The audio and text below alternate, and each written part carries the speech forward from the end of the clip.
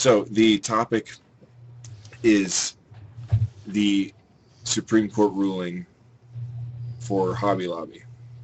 Fucking bullshit. Yeah, you guys are all aware of this? Yeah, pretty much. Yeah. Is you think we should maybe watch a quick video to get us like fully the viewers, make sure everyone's on the same page so they understand what's going on. I've got a video. For the viewers. It'll be for the viewers' benefit, not ours. Wait, I have already seen it. In the name of the greatest people that have ever trod this earth, I draw the line in the dust and toss the gauntlet before the feet of tyranny, and I say segregation now, segregation tomorrow, and segregation forever. Alabama Governor George Wallace declared at his inauguration that racial segregation would always be the law of the land in Alabama. Governor Wallace famously stood in a doorway to personally, physically block integration at the University of Alabama. He said it was a matter of conscience. He said God had put his state in that crisis, and God-fearing Southerners should grasp their destiny and lead the nation forward into a segregated future. Listen for the way he invokes the divine here. We invite the Negro citizens of Alabama to work with us from his separate racial station, as we will work with him to develop, to grow in individual freedom and enrichment. This is the basic heritage of my religion, of which I make full practice, for we are all the handiwork of God. Governor Wallace said that day, quote, Southerners have played such a most magnificent part in erecting this great, divinely inspired system of freedom. And as God is our witness, Southerners will save it. Well, George Wallace was by no means the last racist to stand in a doorway to try to preserve racial segregation. That clip you just saw there from that inauguration, that was George Wallace in 1963. In 1964, it was the owner of a South Carolina barbecue chain who stood in the door of his restaurants. They were called Piggy Park restaurants.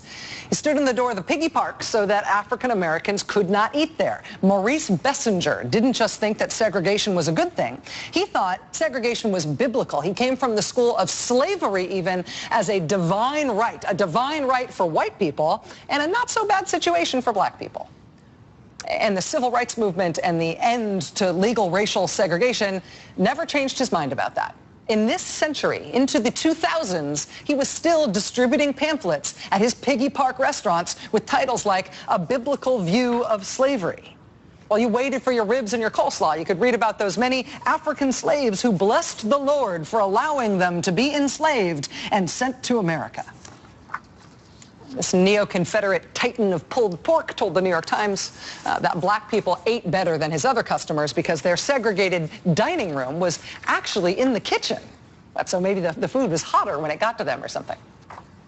Maurice Bessinger still did hold those views about God ordaining slavery and segregation as recently as the year 2000, and when he wrote a book about it in 2001. This is the cover of his autobiography, complete with a giant stars and bars. He held these beliefs into the 21st century, but in the 21st century, he could no longer enforce these beliefs at his family business. In the 1960s, Maurice Bessinger had taken his case for divinely inspired racial segregation. He took his case to federal court. He argued that the Civil Rights Act contravenes the will of God. He had to be allowed to ban black people from dining rooms in his restaurants because he believed that God compelled that. And the U.S. Supreme Court heard that argument from Maurice Bessinger of the Piggy Park Barbecue Empire in South Carolina, and the United States Supreme Court ruled 8-0 that he actually had no right to discriminate just because he said God told him to. The court looked at the right of the barbecue guy to hold views, and they looked at the right of Americans to move freely in society, and they ruled for the right of other Americans to not be impeded by his religious views, however sincerely he held them.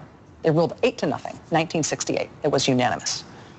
Almost 2 decades later, the federal court got another case, this one from California. The founders of an evangelical private school believed, they really, really believed, that men are divinely appointed to be the head of the household. And as a school and as an employer, they based their HR practices on that belief. In the 1970s, they started off paying male staffers more than female staffers because men were supposed to support their families and women were whatever. But after they realized that was probably illegal, they decided instead what they would do is they would offer health benefits only to husbands or to single people. So if you were unmarried, you could get health insurance with your job there. If you were a married man, you could get health insurance with your job there. But if you were a married woman, no, your husband's supposed to take care of that. And so at that evangelical school in California, a wife grudgingly could be allowed to bring home a little bacon, but definitely no insurance. God says. In 1986, the federal courts looked at that religiously inspired discrimination, and they said, no, no, you cannot deny people health benefits, even if you say God told you to. The court looked at the right of the school to deny women health coverage and the right of women to get the same benefits as men, and they ruled for equality. At the Piggy Park restaurants, the same kind of religious inspiration to discriminate turned out not to be a legal justification to discriminate. So 1968 with integration, 1986 with work benefits, and now we have 2014. We have a very, very different decision in 2014. Today, the U.S. Supreme Court ruled that your boss can refuse to cover your birth control if that is what your boss thinks God would like to have happen. The 5 members of the conservative majority voted that the religious beliefs, or lack thereof, of a company's employees, those are effectively overruled by the religious beliefs of the boss. The boss's religion determines what laws apply to his or her employees and his or her business, at least on this issue. The court today said it made no judgment as to whether or not the religious beliefs against contraception in this case were beliefs that were reasonable or scientifically accurate. The court said their only job was to figure out if those beliefs were sincerely held. That's enough. You know, Maurice Bessinger, he's dead now, but even dead, he might still find this confusing because his belief in slavery and segregation as divinely ordained, that was certainly sincerely held, lifelong. Certainly it was based in religion. But in his case, that was not enough to deprive other people of the protections and rights that they were afforded under law.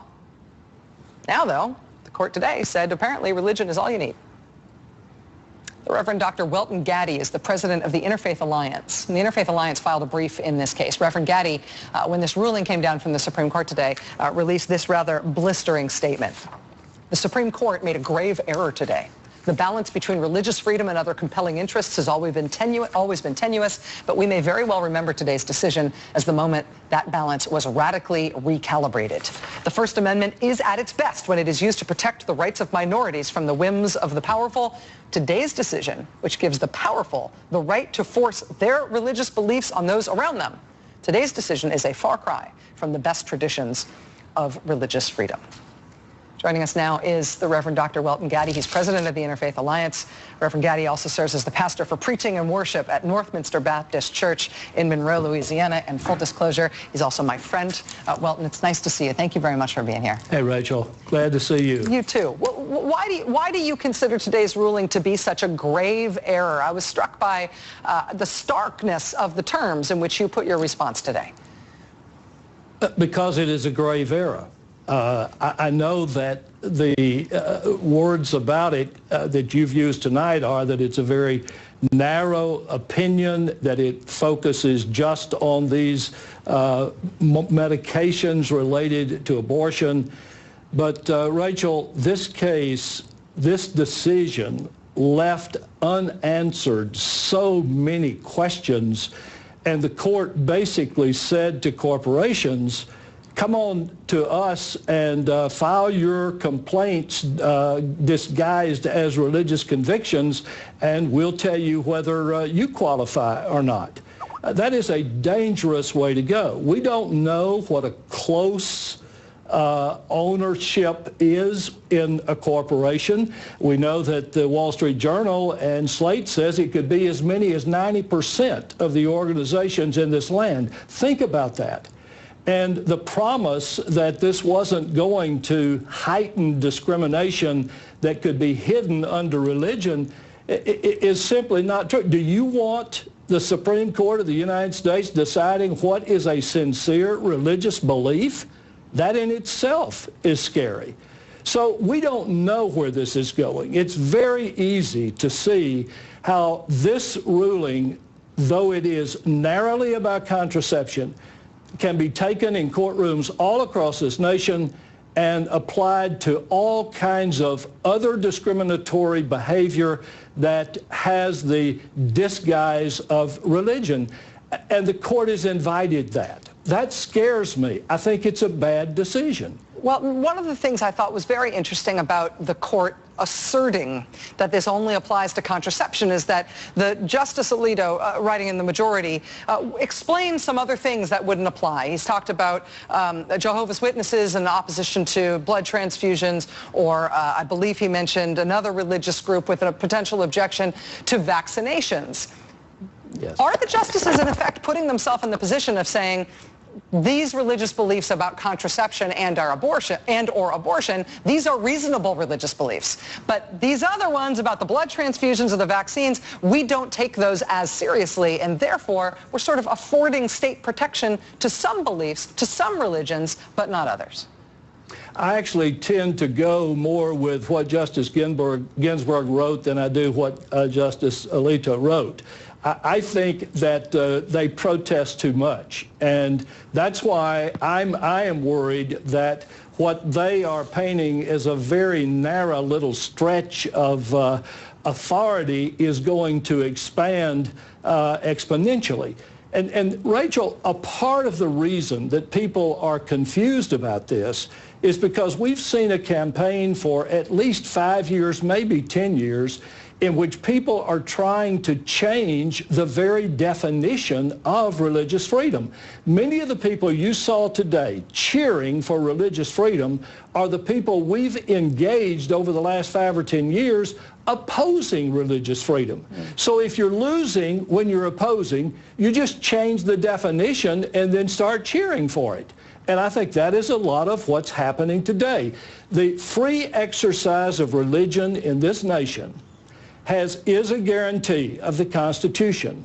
But that free exercise of religion for one person stops when that person's free exercise compromises the freedom of another person. All right. I like that last statement he made. Yeah, of course. That's why I wanted to play it all the way through. The smart guy, and he's a reverend, for fuck's sake. But the issue that they're doing, I guess my biggest problem is that they're saying they're literally picking this one. You think that they would have made the same decision if it was a Muslim place and making some kind of Muslim argument? No. So that's my problem, is that it's truly not it's just not fair. And then they're saying, oh, and it only applies to this small group and for this small thing. They're getting so nitpicky with it instead of just saying no. And I wrote a couple things down. I was thinking about, that when Native Americans petitioned that they should be able to use peyote because it's part of their religious beliefs, the Supreme Court said no. You cannot use peyote. To Native Americans, said no. You can't use peyote, and they, even though they argued it was, and they claimed it helped them talk to the spirits and yada yada. Nope, can't do it. And Rastafarians have petitioned and taken to the Supreme Court, you could not use marijuana, even though that's a strongly held religious belief. It doesn't matter for you, apparently. You can't make any exceptions for anyone else. And then someone else made a good point. They said, well, they said, I'm a Christian, and I think taxation is theft, and that my stolen money funds wars and is used to kill people, both of which are against my religion. I therefore shouldn't have to pay taxes. Which is, it's a strongly held religious belief right there. So now I guess the Supreme Court has to consider that because of the situation they put themselves in. A question for you. My understanding of the Supreme Court is the same as the system we have over here. They uphold the law. They don't make the law. So if the law states that religious conviction does not override federal jurisdiction, how can the Supreme Court go against that? they basically are because of Obamacare. It's basically how they're doing it, because Obamacare forces forces employers to either offer insurance or pay a fine. And so since they're forced to offer insurance, they think then that they should have a say in what kind of insurance is offered because of their religiously held beliefs. Oh no, I understand that. What I'm saying is the Supreme Court are judges of the law. Well, they are not making law. They don't make. They're not lawmakers. No, what they do is they judge the gray area. But where's the gray area if the federal law says that we're the top and we come above religion? How can the Supreme Court turn that over? That wouldn't be able to happen in the UK, I don't think. Yeah, I don't think so. No, they have the power they're though. paid off. It just does it. They got the power. This is not the UK. That is for sure. Like they get go to appeals court, which I'm sure it's going to go through. But bond to bits. Do you know who Louis Gohmert is? I don't know the name. No. Oh, okay. Well, he's a Texas congressman, and he is the biggest dumbass that you have ever seen in your life, and he gets reelected over and over. I mean, what makes George Bush look like a fucking genius? Well, That's there's stupid. also Lachlan too. He's an idiot, but I don't know. Gohmert and him are like fucking battling it out for the Anyway, the point is that we have some morons here in America, and there's a lot of them, man. And it's a plague, and it's a very slow process. The stupid people are just hell bent on being fucking stupid. And they don't, they do not, instead of when you offer to educate them, they're like, fuck no, I'm stupid, I'm going to be stupid, no matter how hard you try to learn me. I didn't come from no monkey. I know what the Bible says. Yeah. What's the majority position in Congress on this? Because surely Congress can they not just say, look, the law is this? no, they can't. I know that They could make. They could implement new laws and make it go through the House, the Senate and the House if they want to. Pass bills, big fat chance of that with the way Obamacare. They're just as bad. They're fucking. Yeah, they're just as bad. They're just as religious as the Supreme Court, and they're just as bought off by corporations as the Supreme Court. Exactly. Up shit creek without a paddle. Correct. Starting to get more and more like Idiocracy. Yeah, it's pretty bad. One more step towards theocracy in this. I'm actually going to add GrapplingIgnorance because I want to hear what he has to say about it. So, full house. Yeah. I mean, the other side of it, I mean, Hobby Lobby is a successful chain. Lots of people go there and buy their bits. Are people going to vote with their feet? Is it actually going to affect their bottom line? Well, yeah, it's going to. Yeah, you already have people protesting them already, and just like what happened with Chick-fil-A, you had Chick-fil-A where the owner was just basically came out as a bigot.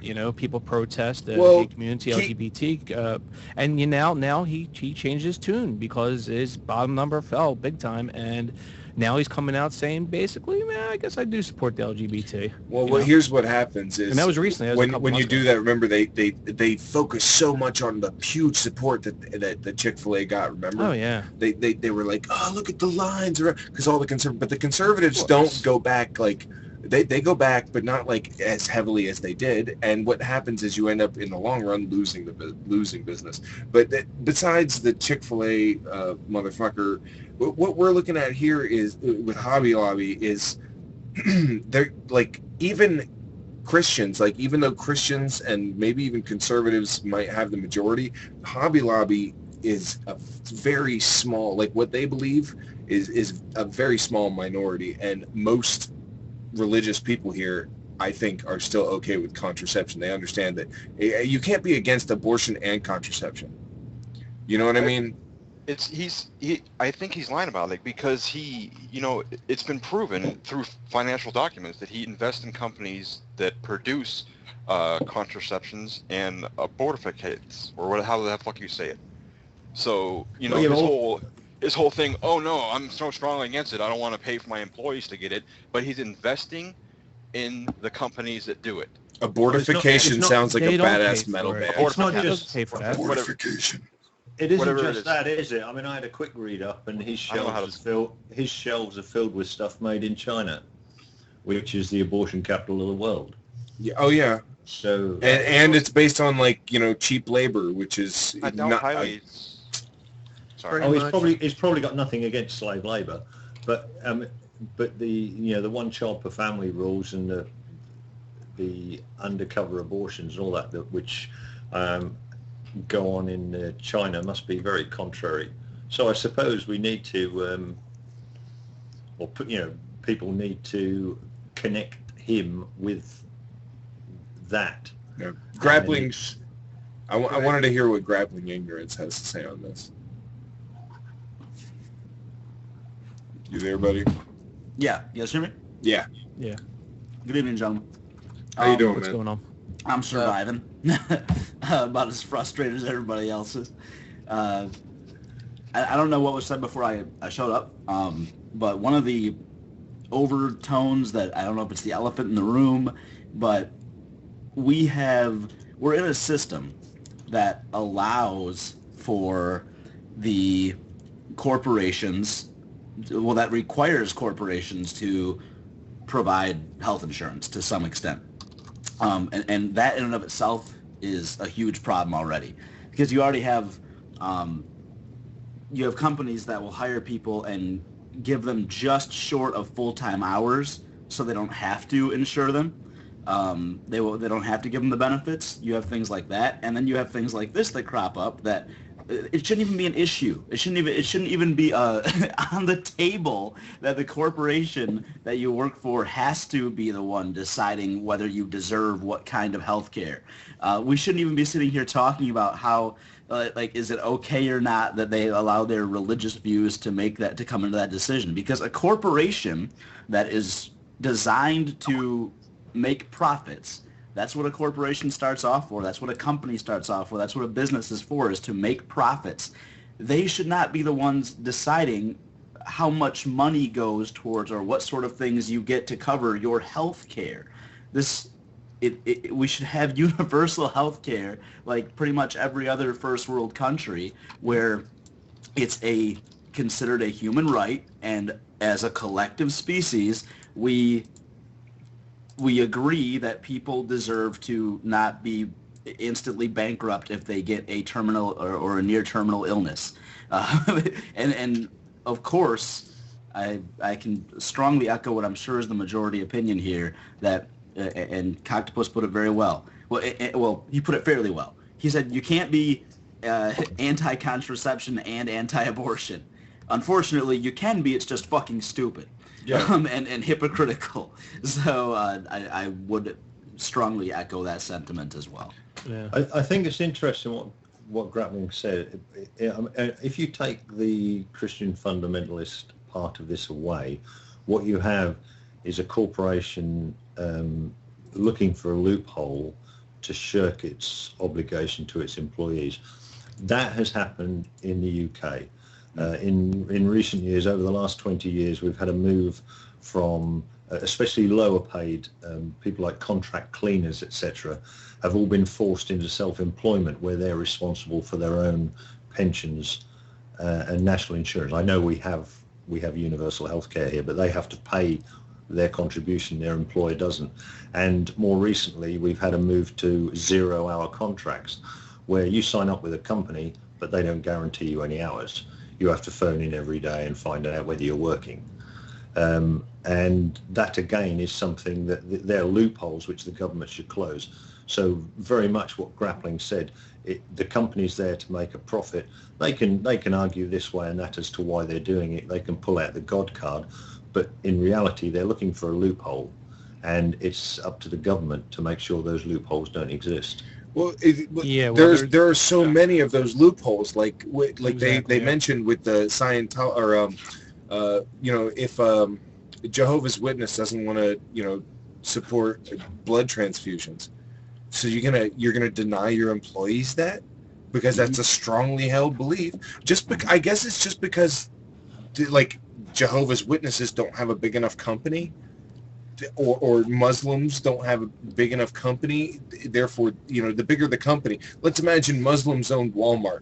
We'll call it Muzzy Mart. All right?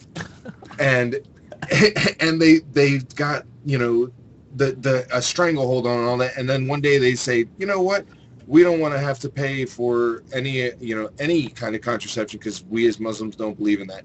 And then so the Supreme Court's going to look at that and be like, oh, well, we agree. Bullshit. The dissent for this decision was masterfully written, by the way. If someone wants to find that and read it, because I think it was by Ginsburg,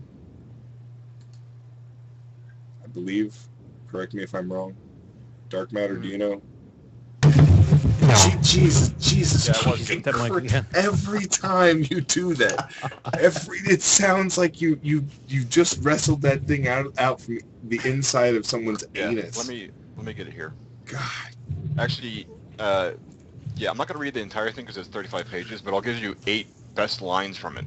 Is that okay? Yeah. All right. He's just getting back in his barrel. Ginsburg wrote that her 5 male colleagues, in a decision of startling breadth, would allow corporations to opt out of almost any law they find incompatible with their sincerely held religious beliefs. Here are 7 more key quotes from Ginsburg's dissent in Burwell versus Hobby Lobby. The exemption sought by Hobby Lobby and Conestoga would deny legions of women who do not hold their employees' beliefs access to contraceptive coverage. Religious organizations exist to foster the interest of persons subscribing to the same religious faith, not so of for-profit corporations. Workers who sustain the operations of those corporations commonly are not drawn from one religious community. Any decision to use contraceptions or contraceptives made by a woman covered under Hobby Lobby's or Conestoga's plan would not be propelled by the government. It would be the woman's autonomous choice informed by the physician she consults. It bears note in this regard that the cost of the IUD is nearly equivalent to for a month's full-time pay for workers earning the minimum wage. Jesus Christ. Yeah. Would the exemption extend to employers with religiously grounded objections to blood transfusions, Jehovah's Witnesses, antidepressants, Scientologists, medications derived from pigs, including anesthesia, intravenous fluids, and pills coated with gelatin, certain Muslims, Jews, and Hindus, and vaccinations, all those fucking crazy people like Jenny McCarthy. And not much help there not much help there for the lower courts bound by today's decision. Approving some religious claims while deeming others unworthy of accommodation could be perceived as favoring one religion over another, do you think? The very risk the Constitution's Establishment Clause was designed to preclude. The court, I fear, has ventured into a minefield. You think? Yeah. That's actually a great quote. Minefield. It is kind of scary to think that they're actually giving corporations they were like, they've said it, corporations are people, and then they've given, like, taken money out of politics, put money into politics and shit. What? I mean, corporations being people, that's a bunch of horse shit. I mean, if that was the case, I don't think GM would have gone off with just a fucking fine. It would have gone to fucking Sparky. No. They got bailed out by the government, so of course they didn't just fight. We agree here. It's sketchy for the government to be saying, like, giving corporations more rights than the people that work for them. Like, that's a real sketchy fucking area. And you're saying that corporations aren't people, but they actually have been ruled they are people, and then they have First Amendment rights, and that's where all the fucking... That's how you get money into politics, They're ruled to being people, but we're looking at these corporations like they're fucking gods, and they're getting away scot-free with a whole bunch of bullshit. And if it was an actual living, breathing individual, they would not get so many get-out-of-jail-free cards that these corporations get. Well, actually, corporations are only people when they can get something good out of it. Have you noticed that a corporation doesn't go to prison like people do? Exactly. That's kind of the point of incorporating a business in the first place. That's why I said when you look at GM, if GM was an actual fucking person, and let's say Coctopus was guilty of killing 13 fucking people, what the fuck would happen to him? It is. That would be a quiet weekend for coffee. Well, I mean, let's say I was a mechanic, all right, and I worked on like 20 people's cars, all right, and 8 of those 20 ended up crashing and dying after I worked on their cars. You don't think that they would have fucking investigated and charged me? Yeah. Like, for basically, oh, I'm sorry, I was too stupid to remember to put all the lug nuts on. And, and you keep fucking up and killing people, and they're going to fucking come after you. But when you're a corporation, then they're like, oh, it's cool. How about, slap on the wrist, next time we might fine you. It's like what they do with cops. When cops, like, beat the shit out of someone and the tape gets out, they're like, oh, we better put you on paid leave and then bring you right back, put you on desk duty for 2 weeks, and then put you right back on the fucking street. Welcome to corporate America. Dark matter. Isn't that the whole point of starting a corporation, is to... Yeah, that's what I said earlier. The whole point is so you can't incriminate yourself, basically. Right. If you don't want to expose your assets to, to basically, so if the company goes bankrupt, you don't. Right. So now limited liability. Right. Yeah. Now they're taking that. LLC. Yeah, that's why it's limited liability. Yeah, exactly. But they're taking advantage of that. Now, the ruling did say that this is only for companies in which 50% of the shares are held by like 5 people or something like that, which means it's like family owned. I guess that's how they define family owned. The fuck? Yeah, dude, this is the most twisted shit. They made such provisions in this. They're like, okay, it's only for like this kind of contraception that those people chose, and then it's only for the company that this kind of corporation that they happen to be a part of. Like, do 5 of the 9 fucking Supreme Court justices' wives like fucking shop at Hobby Lobby or something? I don't know. I don't know how the fuck they're heavily religious. Like Scalia is so. But don't they see the fucking Pandora's box they're opening? Hobby Lobby did one hell of a blowjob before this thing went to trial. All I want to know is if I can get my own special private laws for myself, because that sounds kind of cool. That's exactly what I was. That sounds badass. If you have enough money, you can. Yeah. I mean, that's all you got to do. That's the whole point of it. All you got to do is just buy them off. It's all about money. That's why the corporations get away with everything. That's why the people. I mean, you're talking about people going to jail, but okay, what about Wall Street when they fucked everyone over? They didn't go to jail because they're too big to touch. No, they're not. Oh, they are. How long until the Supreme Court case where Obamacare starts fining people, right? Because that's coming up. You don't have insurance, you get fined. How long until the first Supreme Court case where faith healers and shit are like, we don't want to have health care, you can't fine us, and that's against our religious beliefs. Boom, Supreme Court. And then Supreme Court has to say, okay, you're exempt. And then boom, that opens up another fucking floodgate. Well, the thing is, like, okay, against religious beliefs, can't I just make up any willy-nilly bullshit and say it's my religious belief, and then you have to go by it? Exactly. I can say that I won't serve fellow gingers because they scare me, and it's part of my religious belief. Because you don't have souls. No, the problem. They opened up this fucking floodgate, and next thing you know, you're gonna have a bunch of people coming out with any willy-nilly bullshit to try and get, they kind of fucked themselves over there. It's my religious belief that my speed should not be limited. So the next time I get pulled over for speeding. Oh, I thought you were gonna say so legalize speed. Well, that as well. I mean, that too. I want to go 1,000 miles an hour while I'm on a lot of speed, man. That part of my holy doctrine is open to interpretation. I actually brought this up earlier. It has a lot to do with what you're saying. The Native Americans, I don't know if you heard this, the Native Americans actually went to the Supreme Court in order to say that they needed to use peyote as part of their religious beliefs, and the Supreme Court denied them that right. Well, before you get carried away, it might only apply to religions recognized as such by the government. Like, you actually have to go through a lot of bullshit before the government will recognize you as a religion. Will recognize your religious belief as being a protected religious belief. Well, but by that extent, hasn't the government recognized atheism as a religion? Hasn't that happened?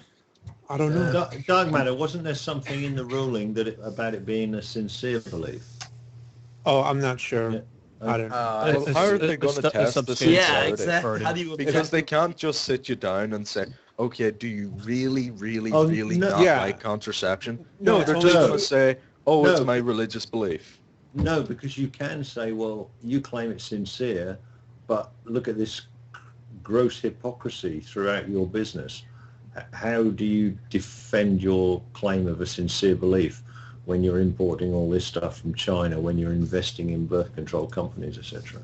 It would appear your belief only goes as far as saving you money. Yeah, the verbiage they used was substantially burdens the owner's religious beliefs. So, but that's going to just be a case of all they're going to really have to say is it's infringing on my freedoms, because let's face it, you can get out of pretty much any fucking problem in America as a corporation just by saying, oh, well, it's my sincere belief, and, you know, this is what I believe and this is what's done by somebody else. They're not going to investigate it. You can just throw a bit of bullshit at them. They're going to say, fuck it, we're not going to waste the money investigating this.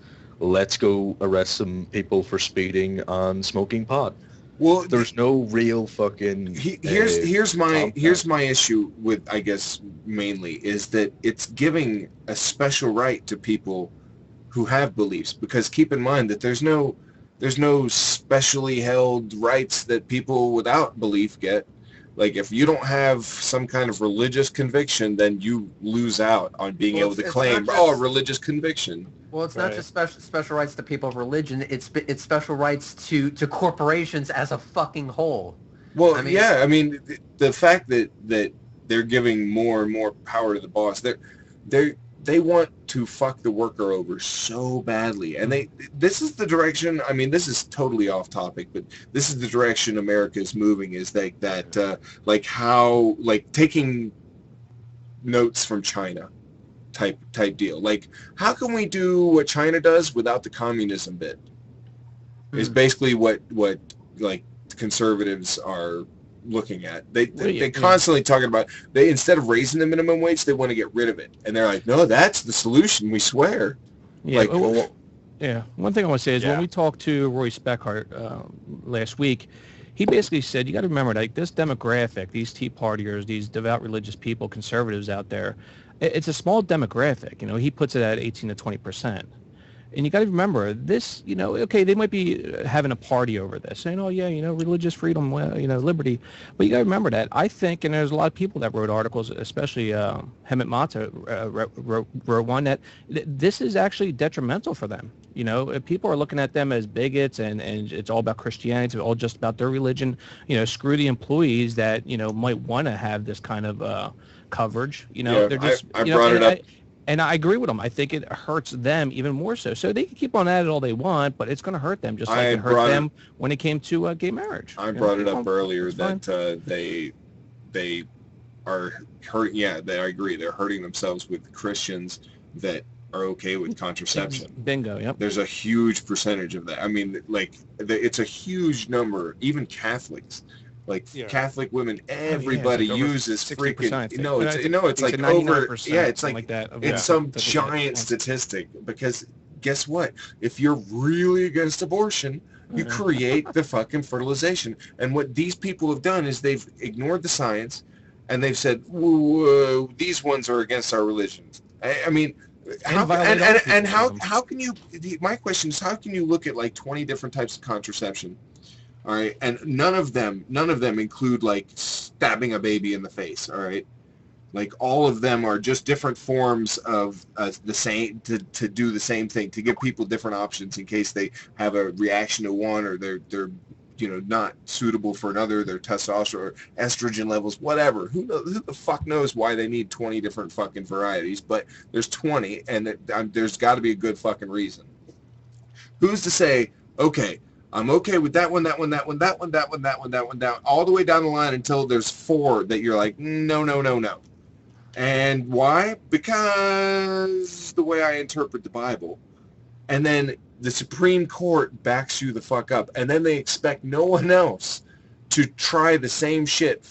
Like, I'm going to laugh my ass off at all the conservatives who are out there just patting themselves on the back, like Joe said, because they're going to get it thrown right in their face so quickly, and they're either going to have to change this shit, or this is going to become a real circus real quick. Well, and that's you have to hold people, take people to task on that on an individual, corporations on an individual basis too, because what you've opened the box for is even if, let's say, Hobby Lobby has the purest intentions in mind, and this has nothing to do with money, and it's their religious belief, and that doesn't, you've now told other corporations that, hey, these people got out of paying this because they have a religious belief. So, and your corporation might be, okay, well, I'm the owner of this corporation, or I'm the head of the corporation. You're the head of Muzzy Mart.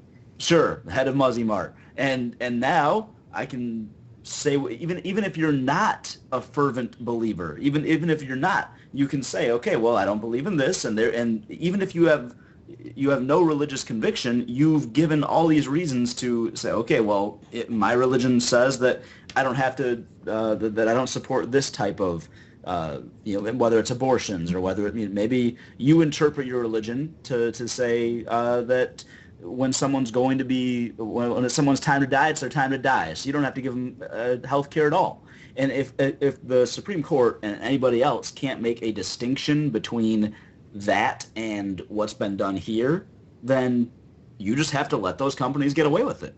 And if there's no litmus test for the difference between someone being sincerely religious and just religious, and I don't know what that litmus test would be, then you have opened Pandora's box here.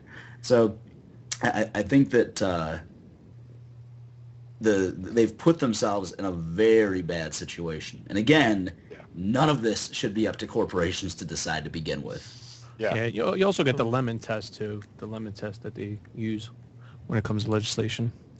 I was going to say, like a person in the chat said that 4 of the 20 of them were chosen because they used after contraception.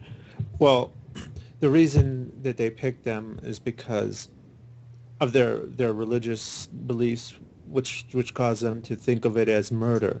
That's what it's going against. It's going against it's the death of a human being, but legally, that's not how it's recognized by our laws. You can't throw a woman in jail for popping the pill. So legally, it's not murder. Therefore, the government should not uphold their belief that it is murder when they've already legally defined what is and is not murder. I mean, they're appealing to the exact same justice system that has already defined murder under the law. Mm-hmm. They can't just redefine it and expect the law to uphold their bullshit. Apparently they can. That is a very good point. No, that's an excellent point. That the government is saying that this is perfectly safe, and we think this is a perfectly acceptable way of terminating a pregnancy, but we're going to let you not pay for it because you think it's murder, and so we'll allow you to think it's murder. Well, apparently God was for it, so. In the 10 plagues of Egypt. I think it's all about money, and they used religion to get out of paying for shit, and they didn't realize what the fucking consequences were going to be. But they knew it was going to get passed because of the way the Supreme Court is stacked and the way legislators are stacked now. Yeah, I mean, that's fine, but aren't the Supreme Court meant to have their shit together? Isn't that why these people are there? Is because they're meant to be supposedly, but judges. they're the same fucking people that did the McCullen decision and what was the other one? The Citizens United. Well, isn't Citizens United raised it removed the cap for fucking campaign donations for a single person. It seems like they pick and choose, like, okay, we took care of DOMA. Okay, we took care of DOMA. You guys are happy. Now we're going to go to the other side of the spectrum, the other side of the room. And we're going to give them this. It's just retarded, man. It really is. The way that this Supreme Little Court steps to make you feel good, and then fuck you while you're not watching. It seems that way. Is there not an argument that it's not the Supreme Court's fault?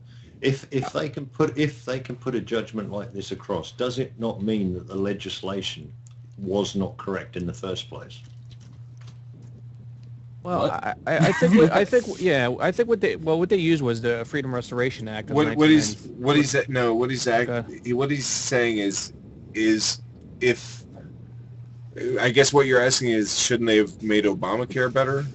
Well, no, shouldn't, as I say, the court is there to adjudicate on the law. So if somebody comes up and puts a question against the law and says, am I exempt under the law? And the Supreme Court should be looking at the law, the legislation, and saying yes or no. If the Supreme Court can make such an absurd decision as this, does that not mean that the legislation was incorrect and was not tight enough to start with? Well, you'd have to, if that's the point, then you'd have to argue against the Constitution, because this is fundamentally I don't think it has to be a very loose interpretation of the Constitution and the fact that we have a separation of church and state to determine that this is unconstitutional. And I think that to allow a company to deny rights based on a religion when the company is being required to provide rights based on the secular ruling of government that is passed through Congress, it seems like it's pretty clear you're allowing a religion to impact a secular, diplomatically, pretty much a diplomatically voted decision. You're allowing religion to interfere with that. Well, you've just abrogated your democracy, haven't you? You've just turned it into a theocracy at the Supreme Court. Yes. And that would be problematic. So I am not okay with giving the Supreme Court a pass and saying, well, the law isn't written clearly enough, because the Constitution, you can argue for strict or loose interpretation, but it's pretty clearly established, and they have established based on previous rulings that there is a separation of church and state, and Congress shall make no law and enforce and pass no law that's going to give certain benefits or restrictions based on that religion. Has to be kept separate, and they have failed to uphold that standing, in my opinion. But they've been failing ever since Bush came into power. But one thing I find very strange is that Congress and other lawmakers are meant to be, to at least some degree, representative of the people to whom they are making the laws for. Yeah, but bullshit. 9 times out of 10, it's just a revolving door like, hey, you used to work for this massive corporation that made fuck tons of money. Hey, want to make laws? Oh, yeah. Don't worry, we trust you not to boost your own corporate interests. It doesn't work that way. And then they make shit like the free speech zones outside of, was it Capitol Hill? And it's something like you can't go within the plaza, which is like 300 feet or so. Supreme Court, you can't. You can't go. It's like a very large. You have to be off the property pretty much for the free speech zone. Because you're probably. I know what you're talking about, because there's a story about that, about like abortion clinics. The Supreme Court struck down the 35-foot free speech zone, like the exclusion zone between abortion clinics and like the protesters. They said, oh, that's too much space. You won't know what the person's saying, and they're just trying to gently help you with their message and engage in dialogue with a person about their choice. It's okay for them to blow up abortion clinics. Yeah, well, no, but the Supreme Court, you can't be like, it's like so many fucking feet, like 300 feet or something like that. But, exactly. But I find it strange, like, and speaking of that, like, I've been to abortion clinics here that have been protested, and I know, like, I've seen videos online of what it's like in America. The ones down here weren't as bad, and it was still nothing but an endless torrent of abuse towards the women who were getting it. And it makes no sense to me that the majority of the people who are making these laws for everyone in the country are so fucking disconnected.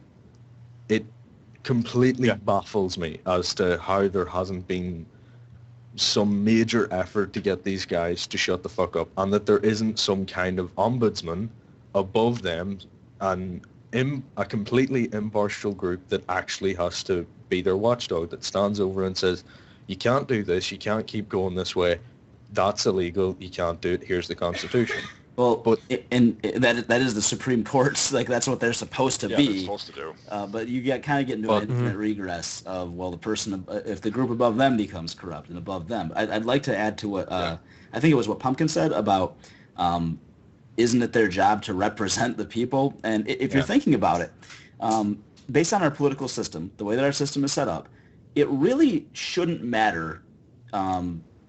Partisan things shouldn't matter whatsoever. Whether it's a Democrat or a Republican that gets elected and gets put into office, that isn't in theory supposed to matter, because whoever gets put into office is supposed to represent all of the constituents who represent them, or who they represent. So if I'm in a state and let's say 51% of that state has the traditional Republican ideals, and 49% of that state I live in has Democratic ideals, that doesn't mean that representative should just vote 100% in favor of Republican ideals. They should be considering their constituents and making votes and writing legislature and pushing for legislature accordingly. They should be representing things with a nuance that says, yeah, part of my constituents feel this way, but part of them feel this way. And it really shouldn't, when we're looking at voting for people, in a perfect world, when things are done the way they're supposed to be, when we're looking at voting for people, we should be looking at voting for people that we believe are honest representations of that. But American politics is nothing like that. It's all about trying to vote for somebody who has a history of voting in one way or another, or voting for someone who unfortunately a lot of it comes into their personal beliefs. Is this a family man? Is this a religious person? Is this my kind of religious person?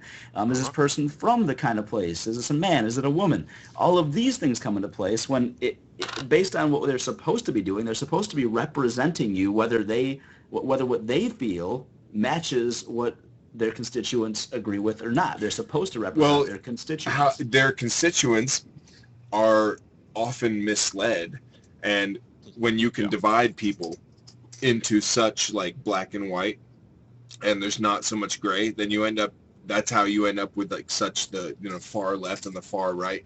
Because honestly, if everything was so centered in gray, it would be wonderful, but it's just not that way. Let me give you an example. It's my specialty, Fox News. All right, this is a very quick clip that what is it? Media Matters did. Very, very quick clip. You'll have to unmute the broadcast to hear it, but this is showing. The stream might have frozen, Kat. Is it?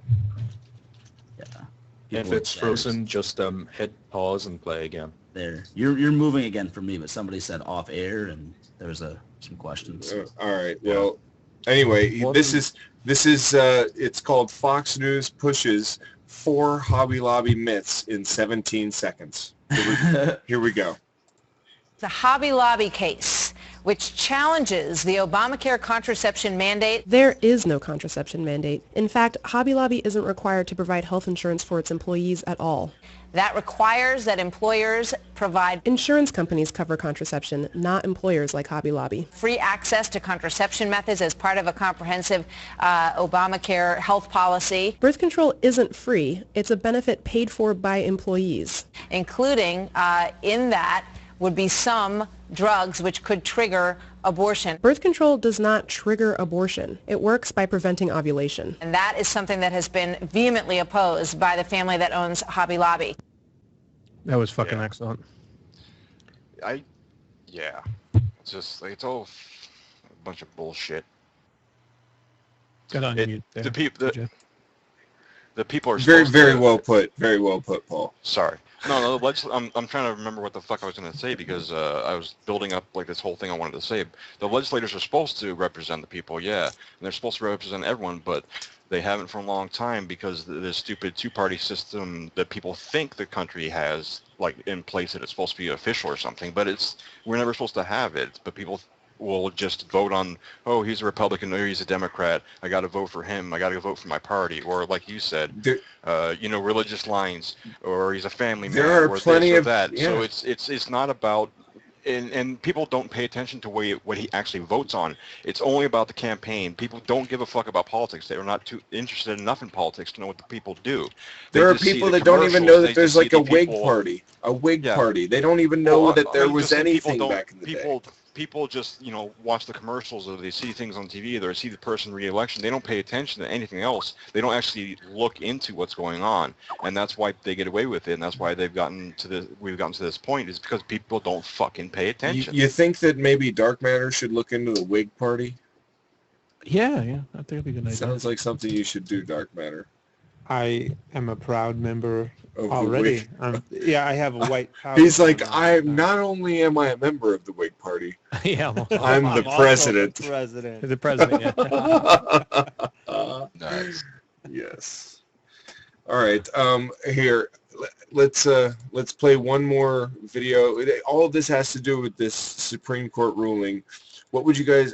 You guys want to see what Fox News has to say about it?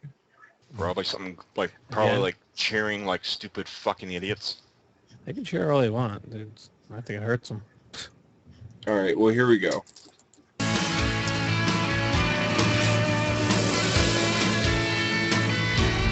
This is Outnumbered. I'm Andrea Tanteros, and here today, Sandra Smith, Harris Faulkner, Jedediah Bila, and today's hashtag one lucky guy in his suspenders. I'm sorry. What the fuck? I'm telling you, when they do a zoom out of this, just wait for the zoom out. Hold on, wait for the zoom out. Wait for the zoom out. Look at this. We've got the chick in the pink dress with no sleeves and it's short, and then the chick in the blue dress with no sleeves and it's short, and then the chick in the purple dress, it's got sleeves but it's short, and then we've got the chick in the seafoam green that is short sleeve and short. And then we've got Bob fucking Beckel in his pink shirt and suspenders. He looks like two Larry King Lives morphed into one. All right. Jesus Christ. This is, and they call it Outnumbered, but they use like the hashtag like, we're hip to your Twitter shit. Bullshit. Bob Beckel thinks a tweet is something Barbara Walters gives her dog. Oh my God. Right? This looks like a very awkward, like, brothel fucking waiting room. Damn, that's so dead on. How did I not see that? Like, Bob Beckel's like, so, which you whores gonna suck my dick? I paid my money up front now, and they're all like, rock, paper, scissors, Rochambeau. Like, yeah, right. Oh, all right. Let's continue with the video. Sorry. Outnumbered, a position that you're used to being in, right? It doesn't change. Yeah, I mean, it's 4-1 here, and 4-1 at 5 o'clock, and 3-1 at the Hannity. But you like 4 women to 1 man. Those are odds that Bob Beckel can embrace. I like it not in a political sense. I like it in a social sense. Well, you don't know how this is going to go. This could be the most fun you've ever had. This is very I enjoy the show very much, except for the set. Well, you're going to enjoy it. Here we go. You live alone in a bachelor pad. Yeah, it's really love nice. Anything decorated. Exactly. Well, it's decorated. It's decorated well. I mean, you'd have to see it. Well, the sofa isn't black like all the furniture in your bachelor pad, huh? No, my sofa's black, yeah. You have a black leather couch? Yes, I do. You are that guy, aren't you? Yeah, okay. I have a black leather couch. I have lots of mirrors in my bedroom. Oh, okay. Man. Oh, boy. Okay, let's go. Coincidence. We've got to not go there. A landmark decision from the Supreme Court yesterday. The justices ruling that closely held corporations can hold religious objections that allow them to opt out of the Obamacare requirement that they cover contraceptions for females. Now, this is the first time the High Court has ruled that profit-making businesses can hold religious views under federal law. The federal law, by the way, federal law. For opinion is a victory for Hobby Lobby. The company's owner is a family of evangelical Christians who sued, saying that the rule infringed on their religious beliefs and that the fine that they'd face for noncompliance would have been a massive burden. Shannon Bream is live outside of the Supreme Court. So Shannon, tell us what this decision means. Well, Andrea, for these companies, these closely held family-owned corporations, it is a huge win. You think about Hobby Lobby's got more than 14,000 or so employees. For them, a big win. They've always said that it's important to them to have high-quality health care for their employees. They didn't want to be forced with this choice, like if they lost here, that they would have to drop their insurance program and force these employees onto the exchanges. They didn't want to do that, but when I asked them, months ago, if you lose, what are you going to do? They said, listen, we're not even going to discuss that at this point. We're just going to have faith and move forward on this, and today a big win for them. The Religious Freedom Restoration Act was the law at the heart of this entire case. It was passed with big bipartisan majorities back in the 90s and essentially said, somebody shouldn't have to give up their religious convictions because they go into business. They shouldn't have to just practice on their Sabbath, whether that's Saturday or Sunday or another day. They should be able to live their faith 7 days a week, and that means making business decisions. Hobby Lobby's made no secret of that. I mean, they're closed on Sundays so people can have a day of rest, and if they want to spend that worshiping or going to church. And also they play Christian music. They donate millions to Christian causes. They make no secret about what kind of company they are. And they've said that, essentially there were 4 of the 20 mandated contraception methods they couldn't go along with because in their belief, those cause abortions or can trigger an abortion. So there's no way that they could be a party to facilitating or underwriting that in any way. And today, Justice Alito, writing for the majority, said basically the plain terms of the law make it clear Congress didn't want to discriminate in any way against men and women who wish to run their businesses as for-profit corporations in the manner required by their religious beliefs. So the law protected them. The dissent obviously not happy about that. And Justice Ruth Bader Ginsburg wrote for the minority the dissenting opinion here. And she also read her dissenting opinion from the bench, which doesn't happen a lot, but it does when people are very passionate about making their point. And her estimation was, listen, we make this balancing test under this Religious Freedom Restoration Act, but what about the thousands of female employees who work for Hobby Lobby? And her estimation, the majority doesn't care about them. Andrea? Shannon, it seems to me, and you cover the court very closely, so you've seen the trends that have happened over the last couple of weeks and months. The court seems to be limiting the executive power in these series of decisions. And that's exactly what they did today when you read Justice Kennedy's concurring opinion, saying that he didn't agree with the other justices, or he agreed with them, but he disagreed for other reasons. His issue was that HHS put this mandate into place. Do you see it as Obama's executive power that he's been flexing lately being struck down? It's possible. I mean, obviously, we had that unanimous opinion last week striking down his effort to make recess appointments to the National Labor Relations Board. At a time, the Senate said, hey, we're in session. And the opinion, which was written by Justice Breyer, not a conservative, and signed onto by all 9 justices, said, of course, if the Senate says it's in session, it's in session. You don't get to decide as the executive, they're not in session, I'm going to recess appoint people anyway. With this case, this is something that stems from the health care law, but it was written by an agency. It was written by the Health and Human Services Agency. It came through then Secretary Sebelius, of course, and that was something that Kennedy brought up during the oral arguments. He said, I'm concerned that this rule doesn't come from Congress. It's not an elected official who does activity.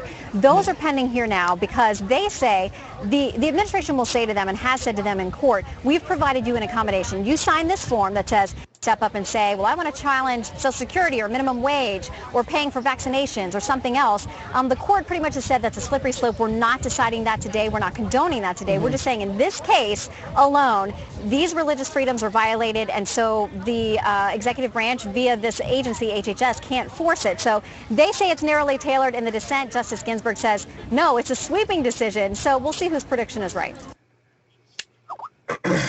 And I guess this video is not over. We're not done discussing this, but that's a good point to jump in right there.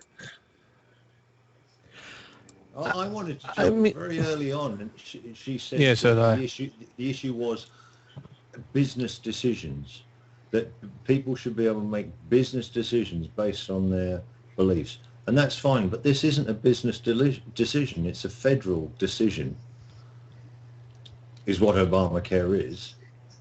Yeah, but, I've said this before. I made a couple of videos about this topic, contraceptives, especially when the Catholic Church got involved early on in this debate, where, all the people that work for you, they're not all Christians, man. You might have people that are, Muslims, non-believers, so on and so forth, and basically because of your, strictly, the strict belief that you have, that you don't get to impose that onto your employees, man. If they want to have if they want to take contraceptives, let them do it. It's all about preventive health care. That's what it boils down to. Their entire argument is that it's not contraceptives, that it's killing. Like, they don't even understand the science of how the shit works. Exactly. No, yeah. They don't get it, and their ignorance is now going to flow on to 14,000 employees. That's fine, but it's going to hurt them, I think, in the long run. Dude, it's not fine. They've got all these employees now that can't get those forms of insurance. That's not what I meant. And this lady being like, oh, well, they say it's not a slippery slope. Well, I guess just because they said it wasn't, then it doesn't make it a slippery slope. That's a load of bullshit. The thing I said during with Roy Speckhardt interview and said earlier, okay, it's come out that the jackass invest in pharmaceutical companies that fucking produce the pills, and he's trying to argue that he won't pay for his employees' insurance because it might go towards the might pay for those pills. How the fuck do they not see around this obvious complete bullshit lie? Massive. I'm against my employees smoking crack. Therefore, they might spend the money that I pay them on crack. So I think I'll just hold it for them. It's my religious belief. I'll just not pay them because they might spend it on something I disagree with. Apparently this lady doesn't even know when the Sabbath is, because she says, when you the Sabbath and Saturday, Sunday, or whatever other day.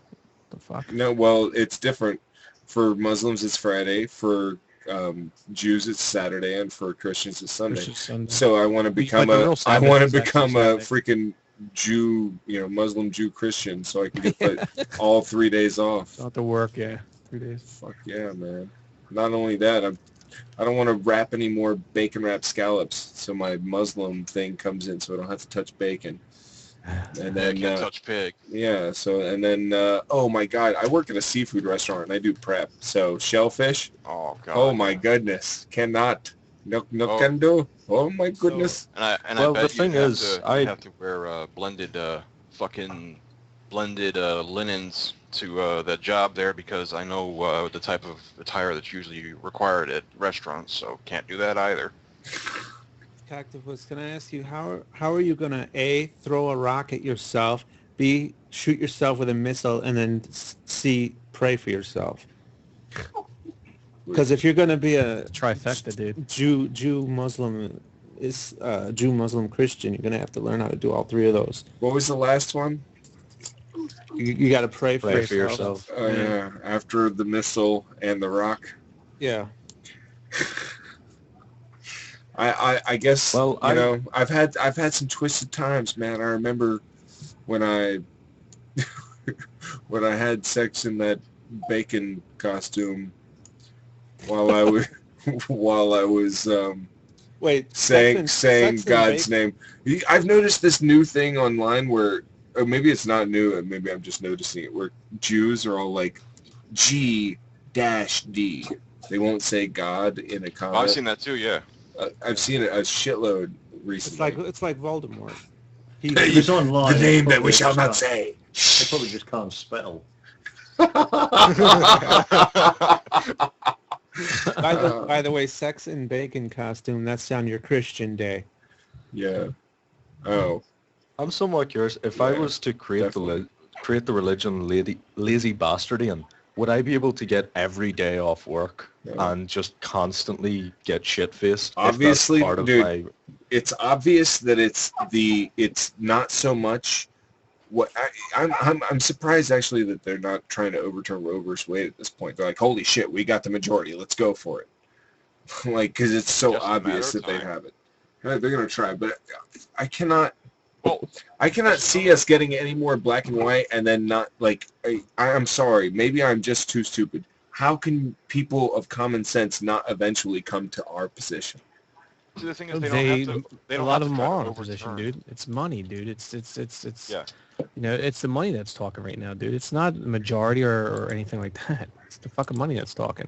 Yeah, because these Tea Partiers, these conservatives that adhere to these beliefs, like I just said, Roy Speckhardt even said, he goes, that's such a small fucking demographic. These fundamentalists out there, these extremists out here, that are trying to push their beliefs on the society and to their employees.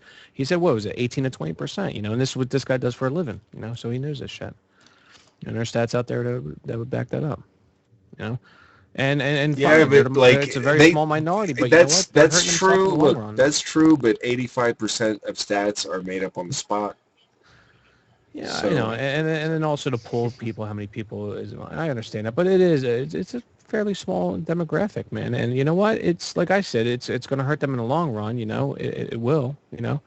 In the long run, like Chick-fil-A, it's hurting him. I don't think it'll hurt them in the long run because what it's done is open up a new precedent so that other companies can follow in this suit. And follow suit, yeah. And what we're gonna see is people like I don't see how you can say, well, it's only for this one, this one case. Well, that means you're gonna have to try the next case separately. And if you come to a different decision for a different religion, then it's obvious that you are choosing one religion over another. Right? Of course it is. So then where's the no religious test, blah blah blah. That I mean I know that's for holding elected office, but I'm saying like where is the separation? And that's what they're trying to do. They're trying to blur that line, and with a decision like this, they've blurred it very well. They've taken their hand and they just swiped it, and that now it's just all over the place, and who knows where the fucking it can go. Having not read the decision, what was the issue with the rights of the individuals, the individual employees in this? How was that addressed? Well, is the Restoration Religion Freedom Act, which is 1993, that's what they use. But when you read that act, it's basically substantially violating one's religious freedom or consciousness. And the corporation, that's why a lot of people saying that this act in 1993 does not really cover them 100%. It really doesn't, because it's very vague. And it's basically for individuals, persons, or a group of people. It's not for corporations for them to use, and they got away with using it. No, that's very vague. Because that's why they call it this very specific. Like it has to be one of these family-owned. Like you have to have 5 people owning 50% of the shares of the company. It can't be publicly traded or something. They had all these stipulations in it, but it's the stipulations of like it covers only this person's beliefs, only for this kind of corporation, and only for this kind of contraception. Like, this is not what the Supreme Court was meant for. It was not to like pick and choose like all these tiny details like that. Of course they are. The point is, again, through the loopholes in an act, in this Restoration Act, they're getting through the loopholes where they can get away with their verbiage to get away with fucking their decision. That's all they're doing. But are they not trying to narrow this down to the family firm to address it to the person rather than the corporate entity? And that's what I'm saying. What happens to all the persons who are affected because they now don't get their birth control paid for? Where are their rights? Well, what's going to happen is Obama's going, and I heard people already saying this. I'm going to look into this probably tomorrow, see if there's any more reports out there. Is Obama is supposedly going to set up some kind of third-party thing for their insurance company, for whatever insurance they have, where they can go to. I don't know. I guess they can get contraceptives that way, a phone number or something like that, where they'll be able to get them, the employees, if they don't cover them, supposedly. So he's going to get around it. He'll get around it. Trust me. But that doesn't cover the issue of their rights being infringed. It doesn't cover the issue, but at least it gets them what they need for now until the bigger issue is addressed. I mean, the bigger issue is going to be then that it's not fair and equal. Then, and it wouldn't that violate the 14th Amendment then? Because you have to do a special case for these people instead of everything being equal under law for everyone. You know what would have solved this? Would have been nationalized fucking healthcare. Yep. Nationalized healthcare would mean that you don't have to rely on your fucking stupid company or whatever their stupid beliefs are. They can have their stupid beliefs as long as they pay you your goddamn money. Who the fuck cares? Right? Mm-hmm. As long as they don't treat you like shit, they pay you your overtime, they don't But it's way too profitable for corporations, especially pharmaceutical corporations, for that to happen. So that's not going to happen anytime soon unless people really fight for it. I wonder if they would have tried to... If you were to have a national healthcare, you could have a system like the UK where, there's a national healthcare system. It does have some minor flaws in it, but if you want to have better coverage and have a more lockdown service, you can go for private healthcare as well. So you could say have a national healthcare that actually covers people who are sick, and then if there's some rich prick who's pissed off that he's not getting served on the spot, he can have private. No, see, even that's way too smart for us here in the U.S. In the U.S., we're like, all right, do we want to have any kind of government-sponsored healthcare? Hell no. What we want to do is have the government sponsor private healthcare. They'll scream socialism. It's like forced capitalism is what it is. They're like, oh, all right, so now you have to take insurance through one of these private corporations. I think Drew wants to take the dick out of his mouth now. Go ahead, Drew. Well, no, I was just going to say, originally, like when Obama was still campaigning before he got the first election, that was one thing that he kind of talks about is the public option, having the public option. Of course, and he also talked about not going after potheads and closing Guantanamo.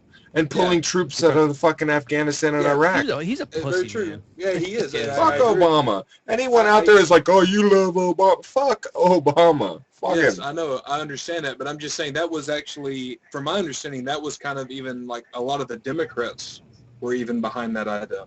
But, of course, the people weren't having it. And, of course, Fox News did what they do with Fox News and conservative media. Bro, they've been trying to do it forever. They've been trying and trying and trying. Every Democratic, every Democrat president has tried for a fucking healthcare plan. It's always been Democrats. It's never been, and it's always been Republicans saying like, okay, instead of that, we'll give you this. And Obamacare is essentially a Republican fucking idea.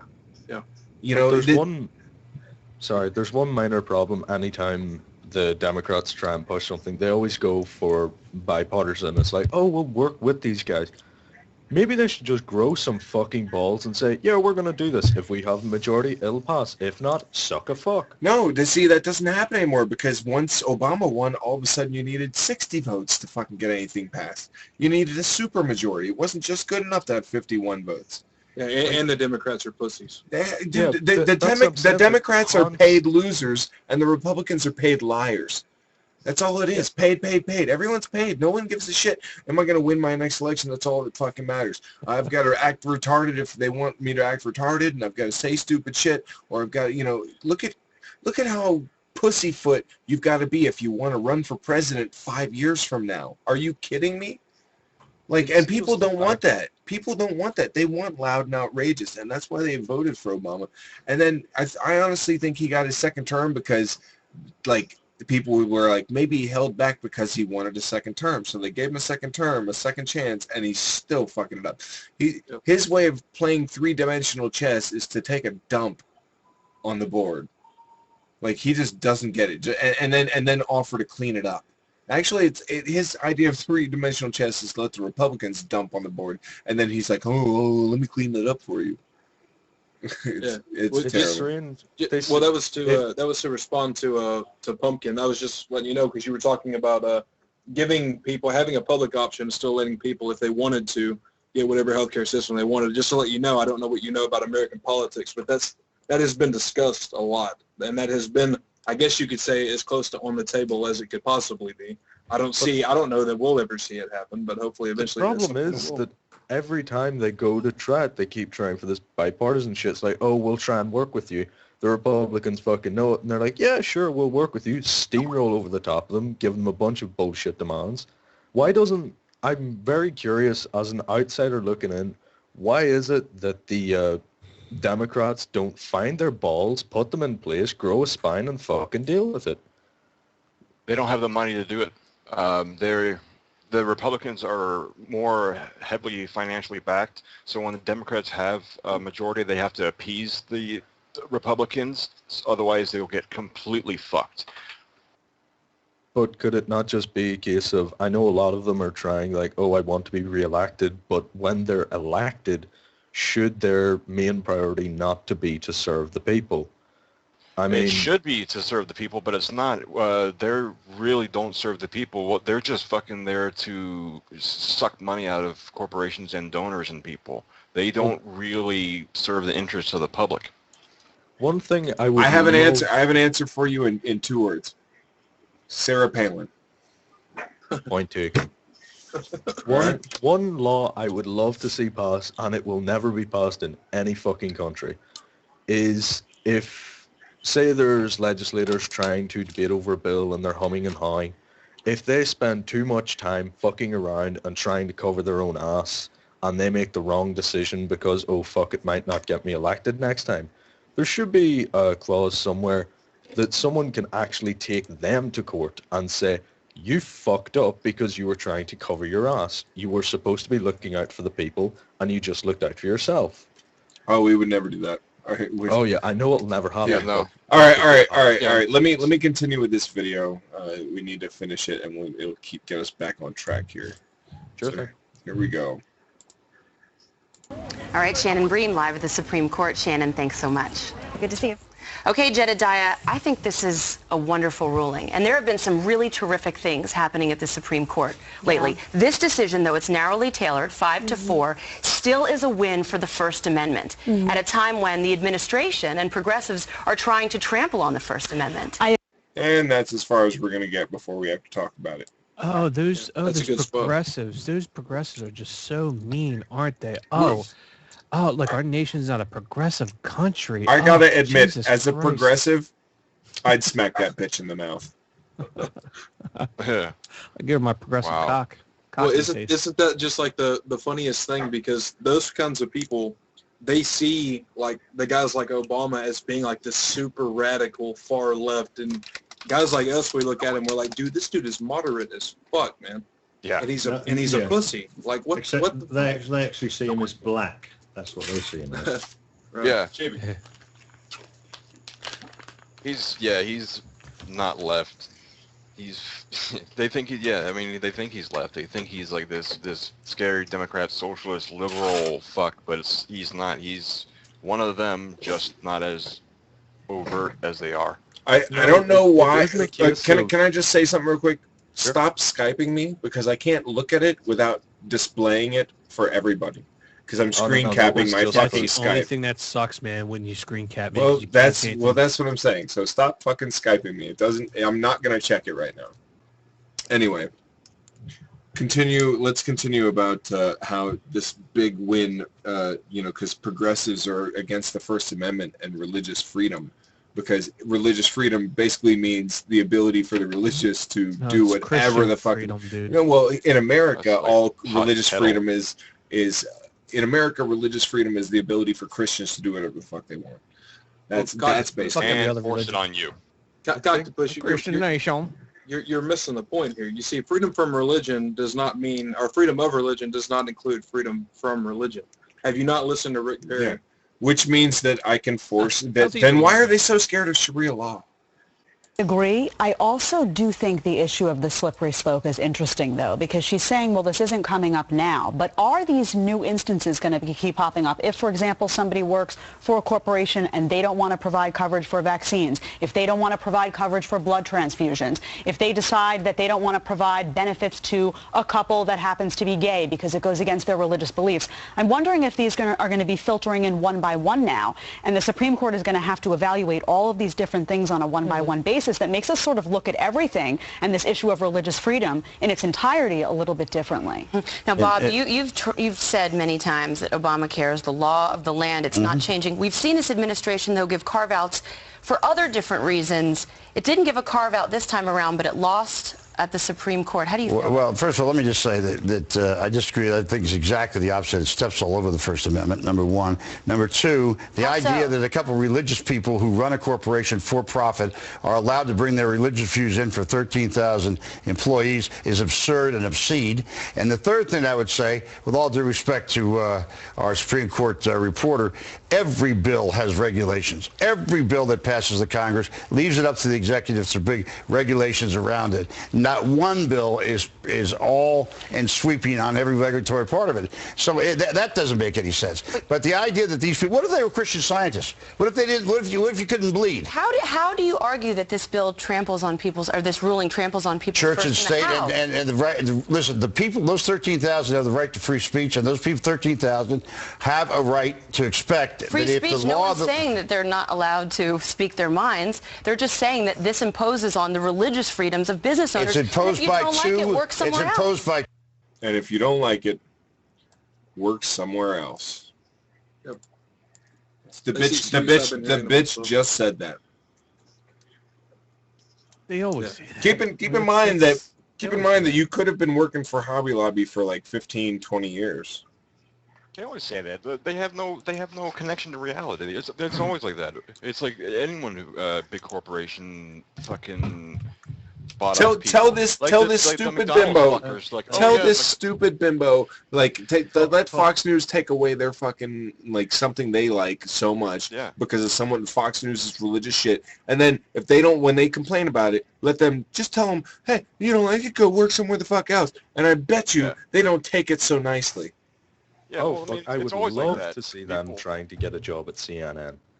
I would suggest that if you've been working at Hobby Lobby for 20 years, your requirement for birth control might be slightly lower than other people. I mean, what a name, Hobby Lobby. I'm like, when I first heard that name, I'm like, I think it's a funny fucking name, Hobby Lobby.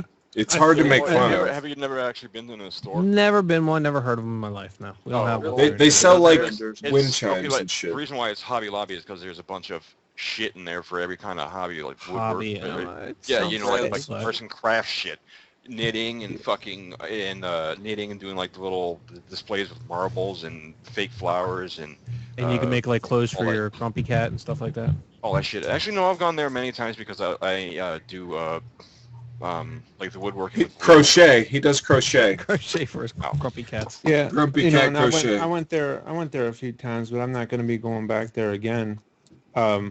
And I think that if a lot of people did that, I think that their religious views would take a back fucking seat. I think we should have. There was a lot of people protesting against. I think we should all go eat at Red Lobster. Yep. Wearing mixed fabric. As atheists, we'll have like an atheist support thing, and we'll all like just go eat at Red Lobster, and I'll order nothing but shellfish and alcohol and bacon wrapped scallops, and we'll call ourselves the multi-fabric atheist.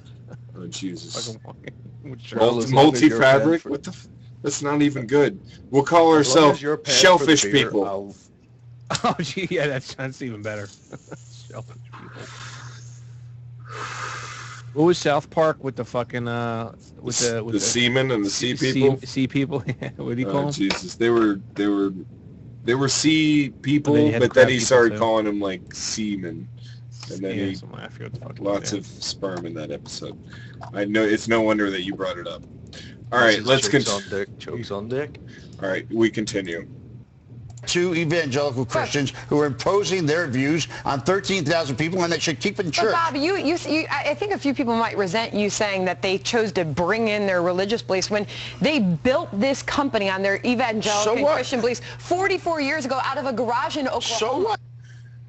Oh my God, I've got to break in again. So apparently, is he like their progressive? He's the Democrat out of it. Yeah, the Democrat. He's the one, always the one Democrat on the five. It's also they call this show Outnumbered. They might as well have called they got the idea from the five, because that's what the five is. It's 4 conservatives and 1 this guy.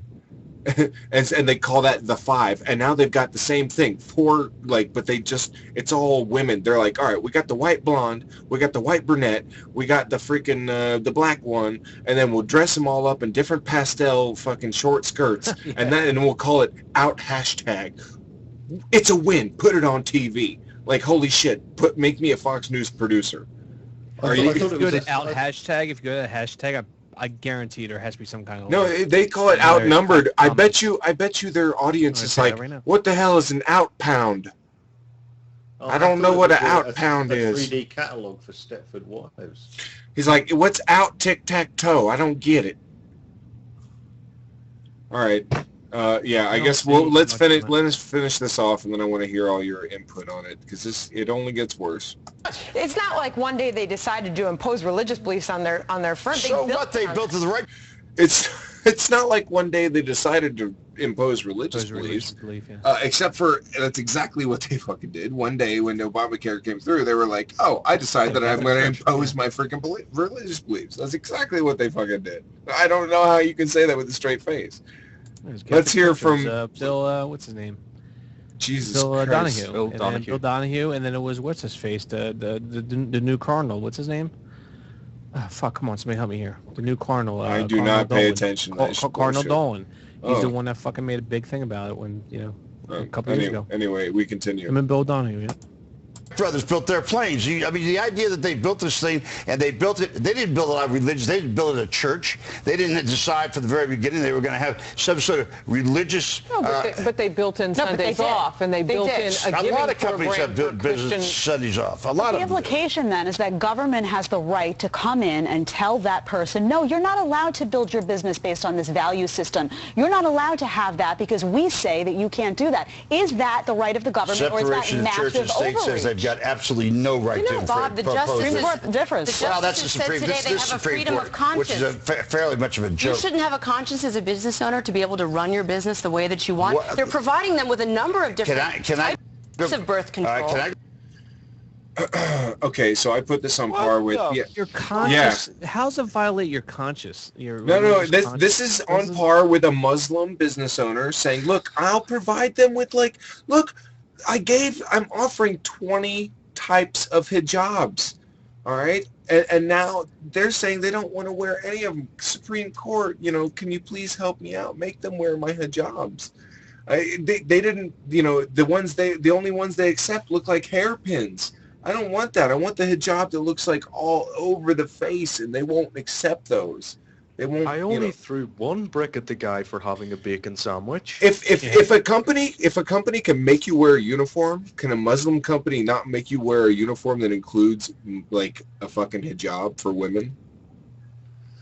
I think the point is, I mean, I would, in a way, I don't know, I'd have to think about it more, defend them if they had actually built their company on their beliefs and had stuck by them across the board, then yes. But the absolute hypocrisy that's been exposed in every area of their business just tells the lie to all these bimbos' claims. Well, and it's also just par for the course for Fox News, this is what's going to happen. We're going to strawman it and say that, if this happens, they're trying to go in there and tell Hobby Lobby that they can't create their company built on their religious beliefs. No, that's not what they're fucking saying, you fucking dumb bitch. That's not at all what they're saying. But she's going to say that, so it throws it away from the actual point that's the issue.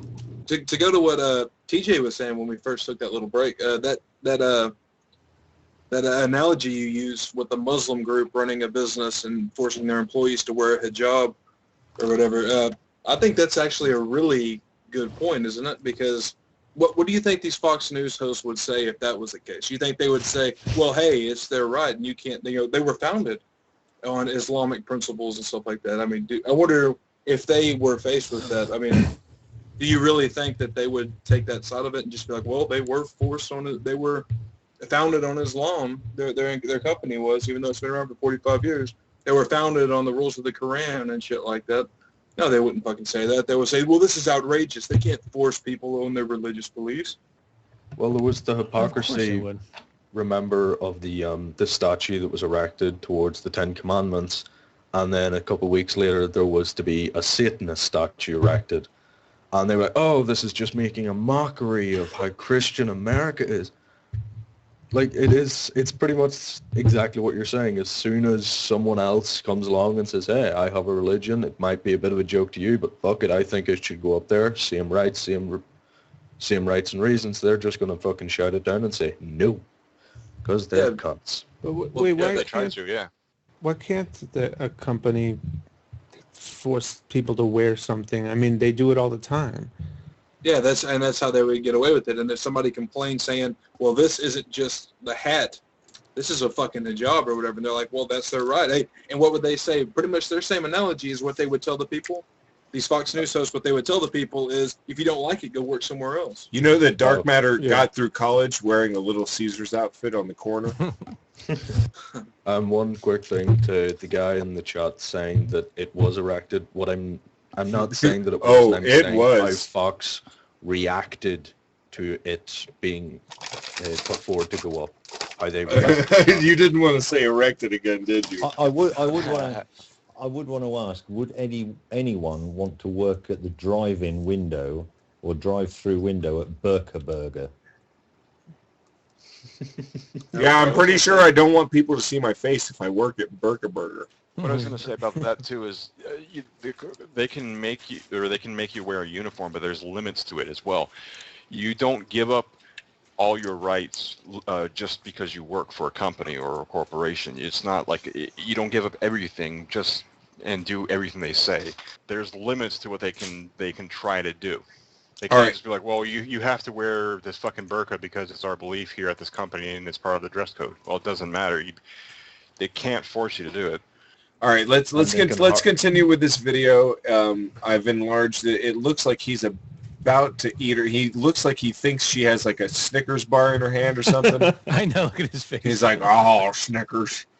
All right, let me continue this. Here we go. Go back to if you were Christian Science owners of these things, you couldn't take your kid in to get care because Christian Scientists don't believe in getting care for kids. Well, guess what? I have the freedom to go work somewhere else if I don't like it. That's right. And the people around her agree. Like, if you don't like it, if they don't want to, if they insist you wear a burqa and you've been there for, if you start working for them, then you want to wear the burqa. That's just the deal you got. And like this bitch, she decided to work for Fox News. Therefore, she has to wear a pastel-colored short fucking dress and show off her legs and shit because her fucking brain isn't good enough to fucking handle like passing on the news or what they consider news. Yeah. You know what I find interesting? I'm listening to you. I know Senator Harry Reid said something maybe echoing what you're saying today in a tweet. Yeah, I'm still playing the video. Sorry. And in other places he's saying it now. If Democrats took such exception to what's going on, why are we not hearing more from them before this ruling, right? And the president has exercised 40 times. I brain room checked it just today because we know that it can change by the hour. How many executive motions, changes, and delays that this White House has made to Obamacare, the Affordable Care Act. So if they really saw a problem coming down the pike with any sort of ruling that might come from the Supreme Court, why weren't they more vocal? And they had an opportunity before this ruling to make some sort of a delay in the mandate. We've seen them do it before, or some sort of change. Maybe they'll do it now because now we, the taxpayers, will have to pay when someone opts for one of these four contraceptions. We as the taxpayers includes the people that pay taxes and use the contraceptions, just in case you guys weren't aware. I cannot stand these people who are like, we, as if like, oh, you know what? They take the conservative money. When they take money like taxes from conservatives, they put that aside in a special place, and that goes specifically to contraception that the conservatives don't like. Us liberals, we got you. I'm twisting my fucking mustache handlebars because I'm so evil and I'm just out there to get you because I'm a liberal. Like get the fuck out of here. Jesus, I got to finish this video. I've got to finish this fucking video. Is that where we're headed? Because that's what Justice Kennedy said. It took 2 decades to separate, to finally settle down on Medicare. This is a sweeping bill, Obamacare. It's going to have a lot of challenges. There's a lot more left to go before the court. In this case, this is the most egregious of all.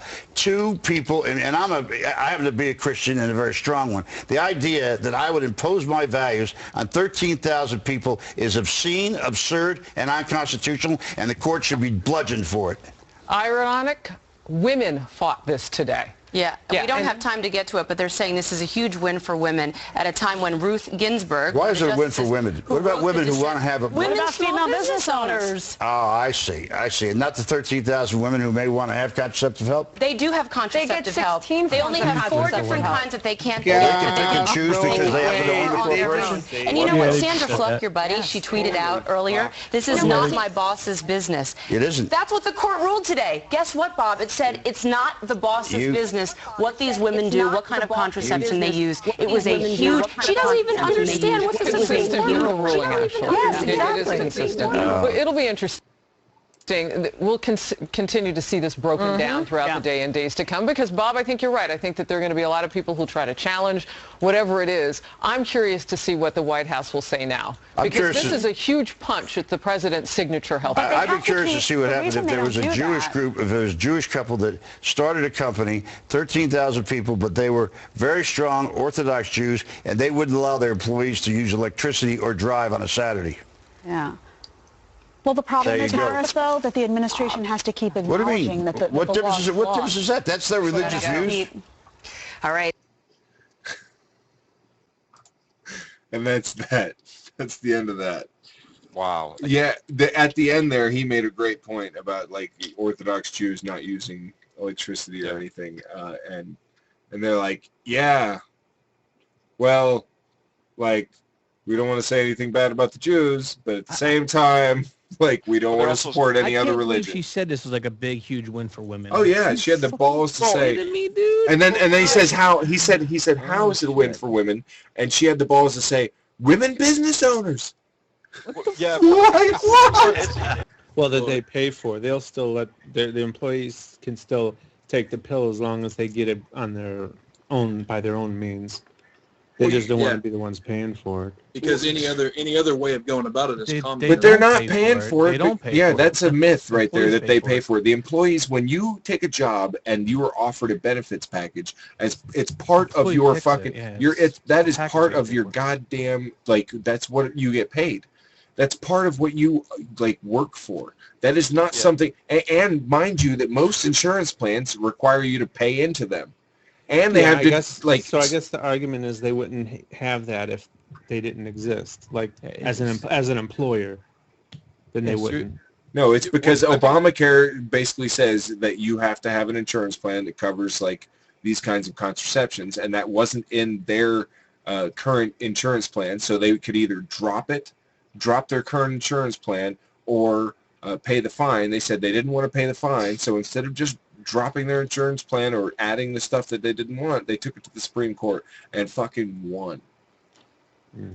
Yeah, I'm like, the burden was on the employer at first, and then Obama switched it from the employer to the employee. That's what happened. So he switched that burden over to them. So I'm like, and that's where it didn't violate anybody's religious freedom or liberty or conscience. So that's, you don't have to take the birth control if you don't like it. No, exactly. 100%. You know, nobody out there is like, you have to do it. It's just an option for people that want it. So it's not like they're like forcing it on their employees like they try to make it sound. It's just an option for the employees that do want it. And if their employees are so wrapped up in the same Christian shit that they think they are, then they won't fucking take them. And it'll be their choice, their free will. I don't see why they are fucking... Except they're not shoving it down their throat like they're trying to shove religion down people's throat. Except what will actually happen is they'll actually take it. They'll have Christian employees who will take the birth control and who will take the contraceptives, and they will lie about it because because it's not just the dirty little atheists and the heathens who take this shit. There's not nearly enough people in the fucking United States who have that, that demographic to fill out the numbers of the abortion that are performed each year, and all the fucking shit, all the stats, So it's not as if every single fucking employee who is Christian or calls himself Christian feels the same way as that dickhead of a CEO. Well, what if the CEO thought it was, he took the Bible really literally and it was like he's against spilling seed, so his employees can't masturbate or pull out. And I got here kind of late tonight, but did you already cover like the mindset of these are the same people that are so anti-abortion and stuff like that, and then they're anti-contraceptive? We talked about how you can be anti-abortion and anti-contraception, but it's extremely stupid, and like the best bet to avoid one is to go with the other. The problem is they think that this form of contraception is the same thing as abortion, which is fucking stupid. Yeah, this is denying the science behind what actually happens, and they're basically just saying like, well, we don't care. They honestly think that they think it doesn't even get that far. I mean, all you have to do is that's why I said the spilling seed point, because if you take it a little further back, that's why they say not to spill seed. It's because like every sperm is sacred, type of Monty Python shit, and they actually believe it. Oh yeah, to a degree. And then like I don't see them like crying or whatever every time they have a period, because like, oh, the life that could have been. Like it's they don't understand how the human body works, and if it was, I would believe in intelligent design if there was like one sperm and one egg, and like that happened into a child every time. That might help the argument a little bit. Well, you got to remember, I mean, like some of the contraceptives out there, birth control, actually, prevent certain cancers, and some girls that are high risk for certain cancers, they know that birth control, certain birth control, could help them, can help them with, not getting it, lowers their chance of getting that certain, and they know this by doing blood tests and shit like that. So, and some of it's actually, hereditary. So.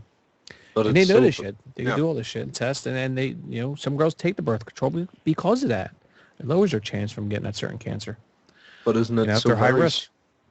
Isn't it so very strange that these same people who are so vehemently against abortion and contraception often support the death penalty? Bob Beck will actually surprise me in that video. Yeah, normally he's full of dirt, but he was actually pretty good. I agree.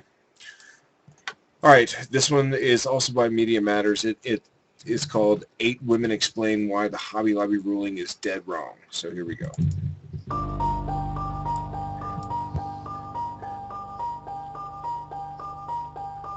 There's a case pending at the Supreme Court called Hobby Lobby, Sebelius versus Hobby Lobby, which is actually a employer's effort to claim a religious protection in a for-profit institution. I think what's at play here is the attempt to use religion to achieve what are basically political goals. In that case, what they want to do is undermine the Affordable Care Act, and that it is using faith and a person's faith to undermine the fact that we all have right to health care in our nation. Right. What they're trying to say is an employer can control what quality of health care I get based on the employer's religious perspective.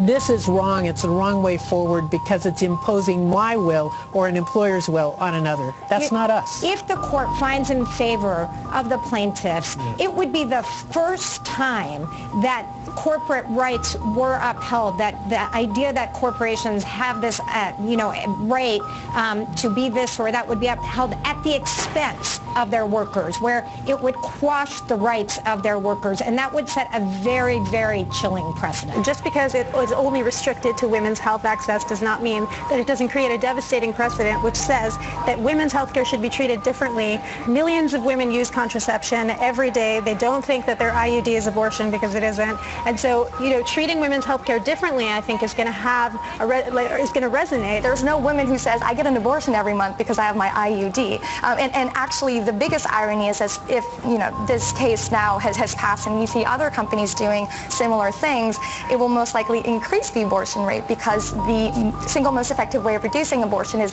increasing access to contraception. So I don't think these people can actually be anti-contraception and anti-abortion at the same time. This is a case at the Supreme Court today that has been championed by conservatives and Republicans as a test of religious liberty. At its factual core, though, it really is about the question of whether or not your boss gets to decide on the basis of his or her religious beliefs whether or not your health insurance covers your birth control. What right do they have, again, to interfere with medical decisions by women? I mean, this gets to the whole issue of women's health. And why should women be discriminated against in ways that other medical beneficiaries are not? What's at stake in this case is whether millions of women and their right to preventive care, including birth control, is trumped by a handful of CEOs who have their own personal opinions about birth control. Withholding basic health care from women is bigotry, plain and simple. We should not accept it, no matter how sincerely the belief is held. Making choices for other people is bullshit. Oh, of course. And then saying that, oh, well, then you can just change employers if you don't like it. Yeah, and I could also, leave my, wife every time I have an argument, or I could quit my job every time I have a bad day, or I could burn the house down every time I needed to clean it. You could just, oh, I had a really bad day today. I'll just blow my brains out because the most extreme measure is obviously the best. It's bullshit. Yeah. What I was going to say when I started talking and didn't realize you were playing it again about the women is that they're so disconnected from reality. But like Fox News, it's the rhetoric they try to spit. Like, oh, well, you can just get a new job. Just quit that one and get a new job. Like, it's like easy peasy. It's the stupid way the politicians and the people at Fox News think, like, everyone they're too lazy to get a job or something. Not that they can't get a job, not that there are no jobs. It's just they're too lazy to go get one. Like, they can just, you walk out the door and poof, magic, you got a job.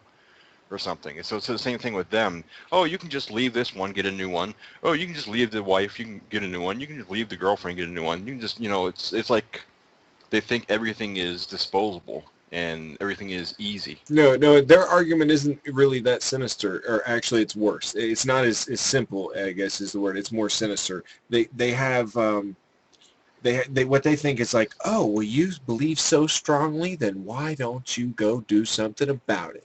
That's basically what they're saying. Like, oh, you hate it so bad, well then why don't you go get a new job? That's the way they're saying it. Like, they're not like, well, you have the right to go get a new job. They're like, well, you got the right to go get a new job. It's literally like childish attitude that they're going with. It's ridiculous. Think they're higher authority over everybody. They really think their shit doesn't stink and they've got it all figured out. Yeah, I know what you mean. They're like, yo, well, you can always get a new job, or be thankful you have the job at least in this economy type of stupid thing. But I think they're also not just that, but they're also thinking that somehow, that they really do think that it's that easy, that you can just get a new job if you want, and that. I know it's a childish insult, but they probably still think that way too. That somehow you can just go get a new one if you want. Like it's not a big deal. Why would you make a big deal out of it? And then they would call you lazy if you didn't put the effort in to find the other job. Or well, because I was just about to say that it's kind of a Fox, especially Fox. Fox is like great at this. They can have it whichever way they want it. When they want to spin it to where Obama's economy is so horrible, you can't just go out and get a new job. It's all fucking horrible unemployment and all this shit. They spin it like that, but then when it comes where you have a problem with your job that they happen to think isn't a problem, why don't you just go get a new job? It's the same thing. That's exactly what it is. That's what they are apparently phenomenal at, because they have like the best rated news shows. Yeah, that's what I was just saying. There's they're just clinging to that Fox News conservative crappy spin that they do. I say I'm all for religious freedom, but there should be a limit to it, and that limit should be where things become illegal, where I don't think religions should get exceptions for breaking the fucking law. They should have to abide by the law. When they come to the Supreme Court saying that, we don't want to do this because we think abortion is murder, then the law, which is, who defines what murder is, should be able to say, no, it's not murder. No, it's not an abortion. You're wrong. Goodbye. And I think that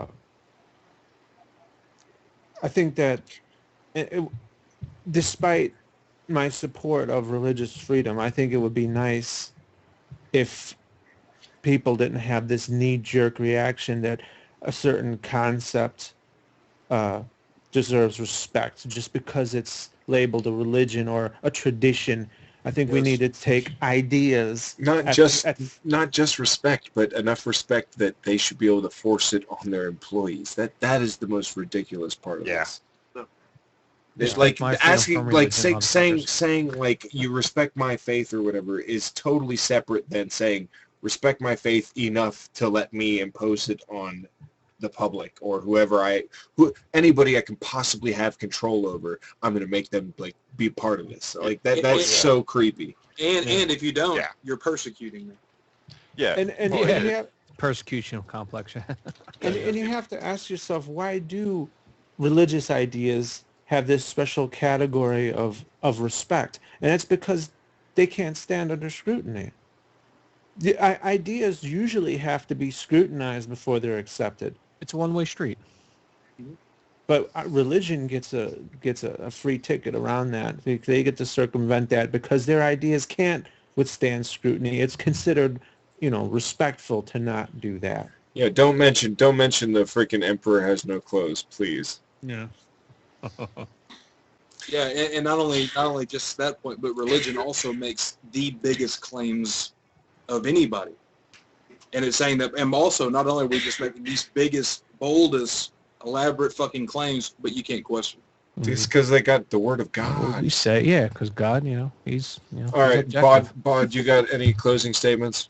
No, the problem is the Supreme Court. You've got a body there that's meant to impartially adjudicate on areas around federal law, and they're just not doing it. And that is, going forward for the US, unless you sort it out, that's just going to become a bigger problem. The fact that Supreme Court justices are appointed is scary. Yeah, and that they sit that long too.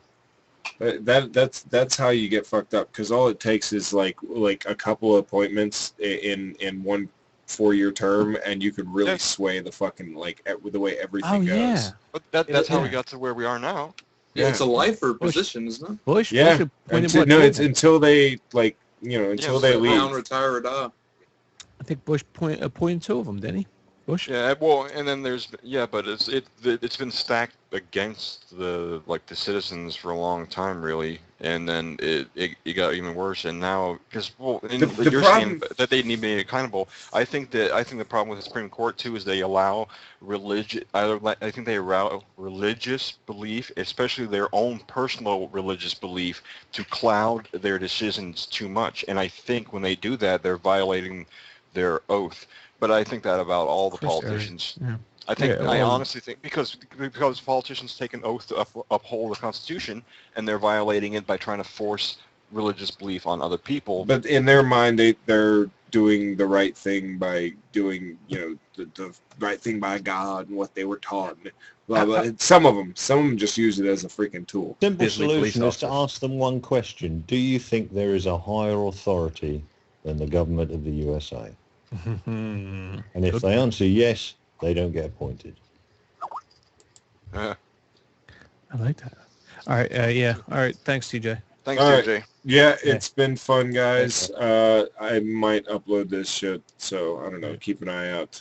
Dark Matter, thanks for showing up.